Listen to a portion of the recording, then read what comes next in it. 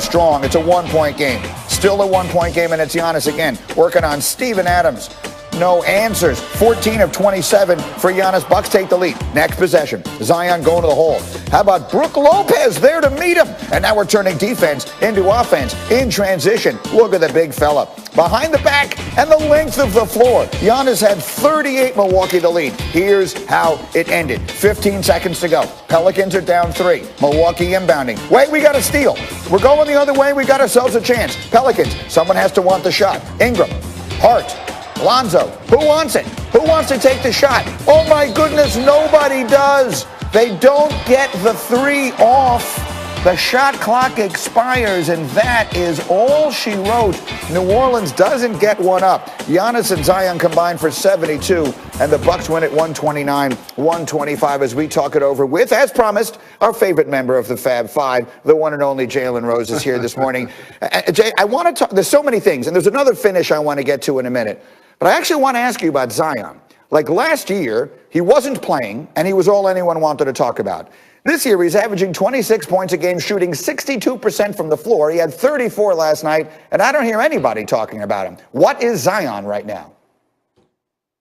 Stan Van Gundy has done a terrific job of getting Zion on the move. If you noticed in a couple of those highlights, Steven Adams is basically in the paint like an offensive lineman, just clearing space. You want to put shooting around Zion and allow him to be your playmaker, in theory. That's how you use him to his strength. If you notice, it's not those awkward possessions where it's swing, and also Zion open for a 3. It's him cutting, him rolling, them zippering down so he can go to his left hand. It's him playing with pace. It's him playing with tempo and finishing with force. He had 30 points in the paint. 30 points in the paint. That's Wilt Chamberlain. That's Wilt Chamberlain like. Yeah, again, that's why he's shooting 62% from the floor. So he's having a terrific season. But again, their team, that was a terrible final possession.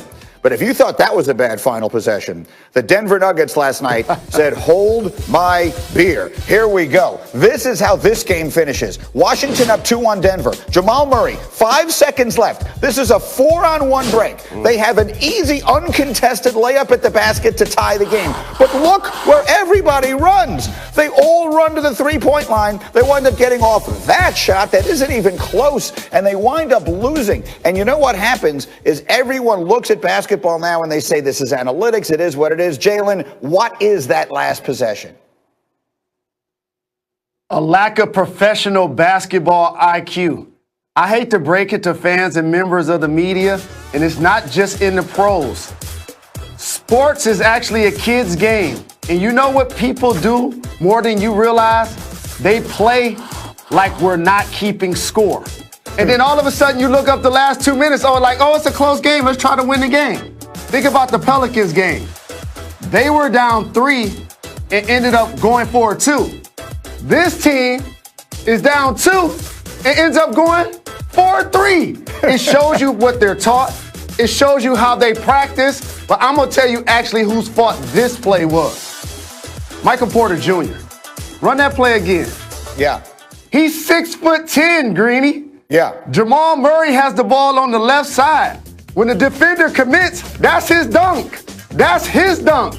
Not the guy who's the undrafted rookie shooting it. Michael Porter Jr. is their third best player. That's why if you see him walk off after this, watch who he points at. His chest. Look, my fault. Because he knows he should have been the guy to take that layup or a dunk. He put Jamal Murray in the bad spot, especially if Murray wasn't going to pull up for the 3. For those who can't see him, he's the one in the lower right-hand corner. He's the one with the number 3 on top of him. And that's your point. He goes to the basket there. He gets an uncontested dunk. We go to overtime, and there we go. That is just a crazy and candidly ridiculous finish. Okay, one more thing. Because, Mr. Fab Five, we got to show you your guy, Juwan Howard, and your beloved Michigan Wolverines. Hail to the victors, baby! Maybe the best player in the country, Luka Garza, in your building last night, but Hunter Dickinson was giving him everything he could possibly want. Garza would score 16, but Dickinson playing tough D on him all night long, and this was a night that would belong to Michigan. Late in the first half, that's Dickinson doing it on the other end of the floor. He would score 14 points. Then just over 11 minutes left in the game, Michigan is up 9. Isaiah Livers has got the steal. We're turning defense into offense. Oh, and Livers is going to throw it down. He would score 16 on the night. And then we got some action for Franz Wagner with the bucket off the glass. He would score 21, and Michigan wins it 79-57. They are not just winning, they are blowing people out. And I will ask you, Jalen Rose, with everyone understanding that you are hopelessly biased, is Michigan the best college basketball team in America? Yes. And here's why I say so. There are some terrific coaches across the country in collegiate basketball, but their teams look a lot different when they don't have the best players. Just think about what I just said. What Juwan Howard has done, first off, a couple of transfers. We have Smith at the point. We have Brown on the wing. They bring distinct roles. One leads the Big Ten in assists. The other's a lockdown defender that can make three-point shots.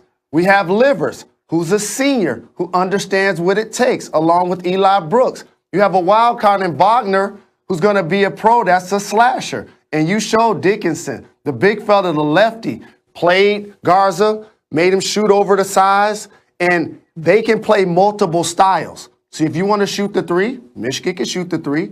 If you want to slow it down and play half court, they can throw it inside. And so based on that balance, that's what you're going to need in order to advance in the NCAA tournament. I love Gonzaga. I love Baylor.